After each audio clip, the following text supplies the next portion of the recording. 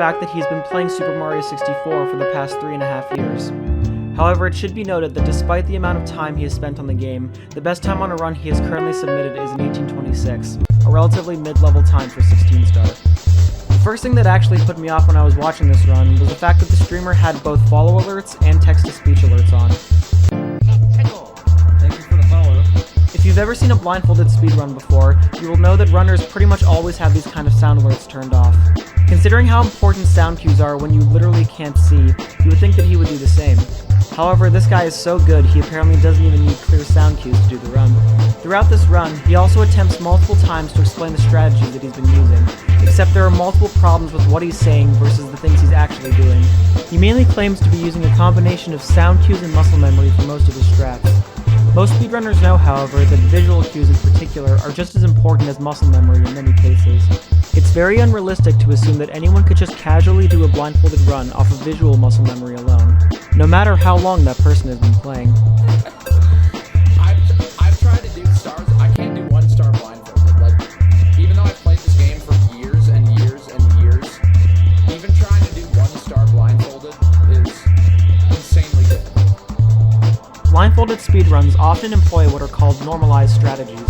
A normalized strategy is any strat that is done in such a way that the outcome is always exactly the same. In Super Mario 64, many of these kinds of strategies can be employed. For example, moving in a cardinal direction on a controller with notches, using 2 slow walks to ledge grab at the corner of a platform, or punching against a wall to push Mario backwards a fixed distance are all normalized strats. As you can imagine, these kinds of strats are often completely different from the ones you would see in a normal run, and require hundreds of hours to properly learn. And yet this person is claiming to have a 33-minute time after openly admitting to having little to no preparation.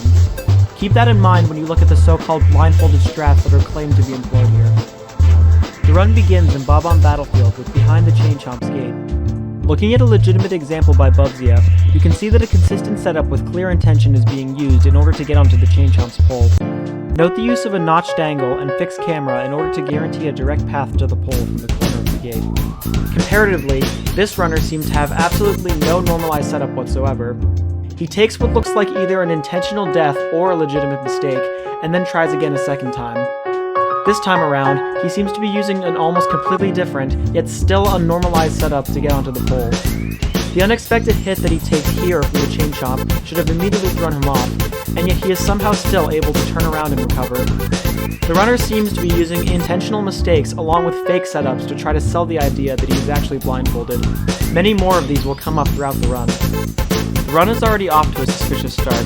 However, the first absolutely massive red flag appears in Whomp's Fortress when the runner decides to opt for Owlless, a strat usually reserved for sighted runs. It should be noted how much the runner is talking during this very input-heavy and spacing-dependent section. Did I check for saves? No, because I don't save the game. Again, anyone who has watched a real blindfolded speedrun before knows how quiet runners tend to be during difficult sections.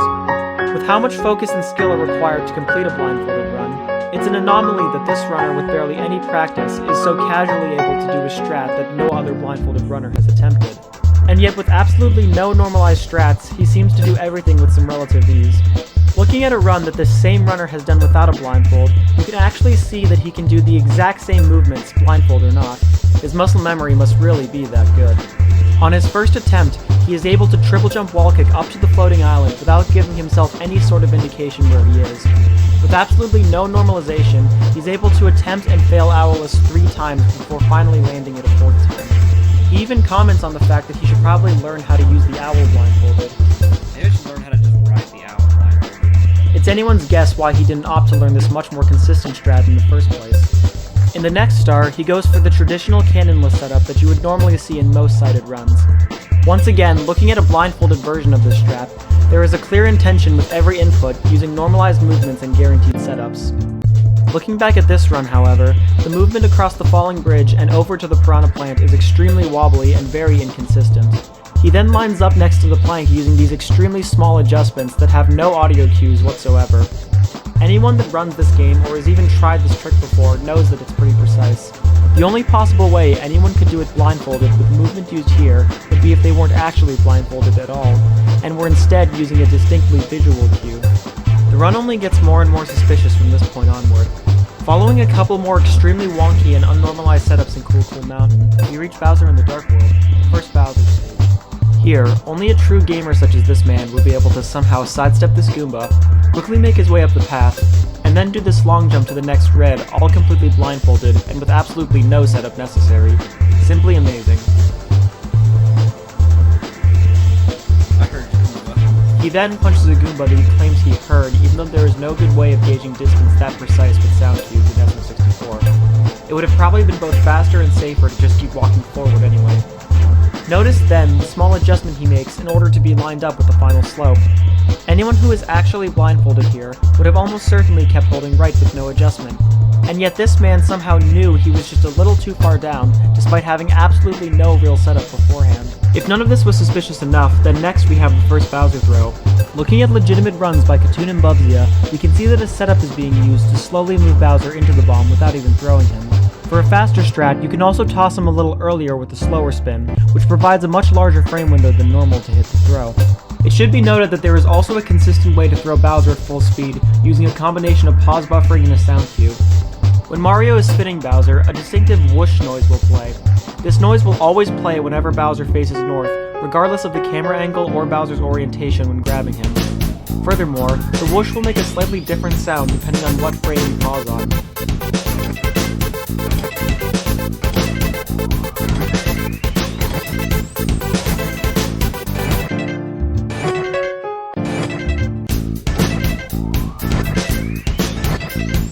This is the strategy that Nobori implements, and it's how he's able to consistently pause buffer a B press to throw Bowser into the bomb. However, it seems like this runner couldn't be bothered to learn any of these strats. He instead opts to throw Bowser in the conventional way, while claiming to also be using a sound cue. Notice, however, that he also opts to turn his camera towards the bomb. As explained, turning the camera during spins does not affect the timing of any audio cues, and so it would be pointless to do this if the runner was truly blindfolded. It's pretty obvious here that he's just turning the camera so he can visually see when to throw. Moving on to Basement, we see another series of extremely suspicious and inconsistent setups. In Shifting Sandland, he is somehow able to get the Talon Star using a strategy only viable for visual runs. The amount of adjustment needed to long jump to the Fly Guy and twirl over to Klepto is simply too precise to be done consistently in a blindfolded run. That doesn't stop this guy though. He's able to do it first try with no issues. In Hazy Maze Cave, however, he reverts back to setups that might pass as blindfolded to try to further sell the idea that he cannot see. However, the quote-unquote setups he is using make absolutely no sense. On the emergency exit star, he seems to have created some kind of fake counting system involving more unnormalized and inconsistent movements. Compare this again to Nobori's strat, which uses normalized movements along with the game's fixed camera option for even more consistent angles. Up to this point, the run has been extremely suspect at best. However, what happens in the second half absolutely destroys what little credibility it had in the first place. The last half of this run is so blatantly fake that it makes the previous 20 minutes look completely legit by comparison. Yes! Oh, come on, let's go. We now come to Mip's clip, in my opinion one of the most impressive sections of Blindfolded 16-star. Successfully doing Mip's clip in a real blindfolded speedrun requires an extremely precise setup involving walking into a corner with the correct camera angle, and then repeatedly re-grabbing Mips to achieve the correct spacing on the door. This is one of the most difficult and precise sections in the entire run. In the castle basement, even the tiniest mistap to the left or right can mess up your camera entirely, breaking any setup you may have had. This runner, however, throws all of that out the window. To clip through the basement door, he basically just runs straight at it and ends up in the right spot. No setup needed. Remember that there are absolutely zero sound cues here. There is absolutely no way he can know how close or far away he is from the door because he is using literally no setup here. The exact same is true for his clip through the 30-star door. Once again, with absolutely no discernible audio cues and no real setup whatsoever, he somehow either knows exactly where he is on the door or just gets lucky enough to clip through it after randomly guessing. He spends around 30 seconds here walking back and forth along the door, and somehow is able to find the exact right spot to make it through. Somehow it still gets worse after this. At this point, he pretty much goes through the rest of the game without even thinking about what a real blindfolded run should look like. It really looks like he's just given up on trying to sell the illusion any further. He approaches the submarine in Dire Dire Docks from a seemingly random angle, and then tries to make it look like he knows where he is by jumping at it. I slid off something. Fuck, am I at the submarine? fact that he even says this is strange to me. There is literally nothing else in this level that you can slide off besides the sub, so it doesn't really make any sense to act as if he had to figure out what he was sliding on. He needed to make it look like he had some kind of cue to go off of, and then did the absolute bare minimum to try to make it convincing. He then approaches the back of the sub as you would in a normal speedrun, but he ends up under the fin, causing the camera to go in an awkward direction. It should be painfully obvious how bad this looks. A real blindfolded runner would be completely disoriented in this situation, and there is no consistent way you could realistically recover from this. Despite this, he is somehow able to loop back around at the perfect angle and lands back on the fin, once again with absolutely zero sound cues or any setup. Nothing suspicious to see here. And then there's Fire Sea.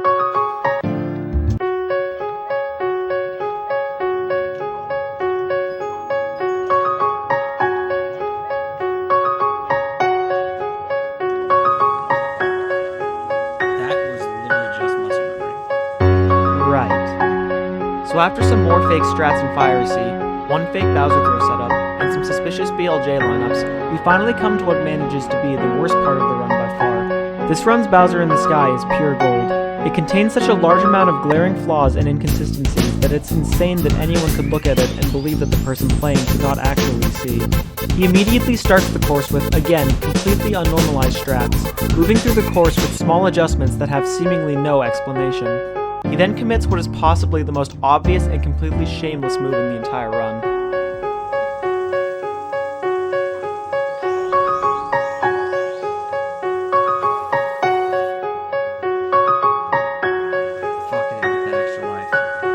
I was laughing my ass off when I first saw this.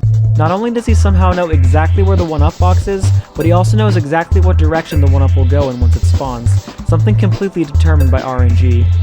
Then, after chasing it on a moving platform for a completely arbitrary amount of time, he somehow knows exactly when and where to jump to the left. You don't even need to know anything about Super Mario 64 or blindfolded speedrunning to understand that what just happened is completely bullshit. Immediately after skipping the first 1-up, he messes around on the first rotating elevator, grabbing the next 1-up in the process. Yes, okay. All clearly a calculated setup. After this, he once again makes an intentional mistake in order to make people think he's actually blindfolded.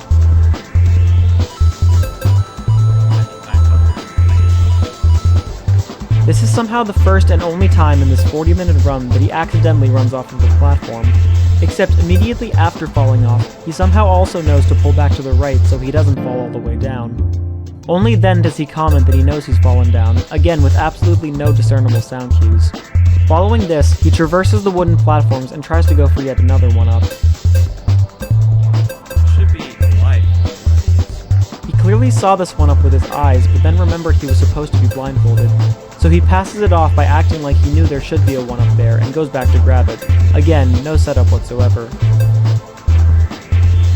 Got it. Watch now as he somehow knows exactly where he is on the spinning platform and knows exactly where the first pole is. Again, anyone who is actually blindfolded here would have probably just kept holding left and run off. However, this guy is able to make a completely random amount of adjustments to make it onto the pole. He then makes his way to the next pole and grabs the red, which he seems to be using as an audio cue. Okay, I know what pole that. Then, immediately after jumping off of the pole that he knows he was just on, he attempts to use 2 bob-ombs on the next platform to further determine his position. This is absolutely pointless, as he had already just verified where he was. All he had to do here was hold forward and he would have reached the next wall. At this point, he once again reiterates the fact that this is only his 3rd blindfolded run ever. This is your 2nd blindfolded run, isn't it? Technically this is my 3rd. The first one I did was like, I don't know how long it took me. In the last 4 minutes alone, there have been countless points of extreme suspicion. From the moment he enters the stage to the moment he enters the final pipe, there is almost nothing that could be considered even remotely legitimate. However, the final Bowser throws that he does in the next 4 minutes are somehow even worse. He begins by grabbing Bowser using the normal visual method. Running around Bowser with a tight enough circle to grab him is something that heavily relies on visual cues to properly do. This is why in a real blindfolded run, a setup is used for the first 2 grabs that involve luring Bowser to a bomb from the edge of the platform. For the final throw, a separate normalized setup is used. and yet after only one miss, this person is able to grab Bowser in the normal way, no problem. Note that after this first mistake, he does not miss a single tail grab for the rest of the fight. He then winds up for the first throw and misses. Once the throw is missed, Bowser will jump back onto the stage differently depending on where he fell off. There isn't a very good way to account for this, so the only real backup is to run off and try again from the beginning. But this guy doesn't do that. He instead goes for a re-grab and gets it, again with no setup and no sound cues. He hits the throw on his second try, again using the normal visual method of throwing. During his second throw, he stops and talks for about 30 seconds to explain how he first learned to speedrun blindfolded. Have you practiced outside of stream while blindfolded? A viewer is asking. Actually not a lot. I feel like if I practiced more, I'd be a lot better at it. Most of this is just muscle memory and listening to the audio cues. But I've been speedrunning and playing Mario 64 for 3.5 years solid. So like I could, and well, during streams I would like, because I knew before I did my first blindfolded run stream, I would test myself by just like looking at my other monitor or just looking at like away from the TV and doing the run. He is once again constantly talking during a section that should take an extreme amount of focus to execute, and yet he still figures out exactly when he needs to throw Bowser. Oh, fuck it. After messing around for another minute, he then gets another re-grab, once again with no setup or any possible audio cues. During the final throw, he turns the camera not once, but twice to visually aim at two separate bombs. He then goes on yet another explanation about how he's able to do Bowser throws the way he's doing them. So what I'm doing right now, the reason why it's taking me so long to throw him is because I'm trying to time it based on like where my thumb is on the controller, on the thumbstick. Because that's typically like right around where Mario is the direction that he's going to throw. So I need to be like, if I think the bomb is where I think it is, if the bomb is where I think it is, and I'm looking at it, Obviously, none of this makes sense in the first place, but he is directly contradicting himself here. Here he says something vague about using where his thumb is on the stick to know where Bowser is, which already makes no sense on its own, except he also mentioned in his first Bowser throw that he was using sound cues. Bowser is a little bit tricky. The sound cues on this is actually kind of hard. Okay. This whole time, he's just been giving fake technical explanations to try to convince his viewers that he actually knows what he's doing. Except he also misses this throw because he was too far away to ever hit the bomb in the first place, something he probably should have known whether he could actually see or not. Maybe he's only pretending to be blindfolded so he can hide the fact that he sucks at Bowser throws. Oh. Fuck, okay. He eventually does land the last throw, luckily avoiding all the fire on the ground and barely avoiding running off the edge.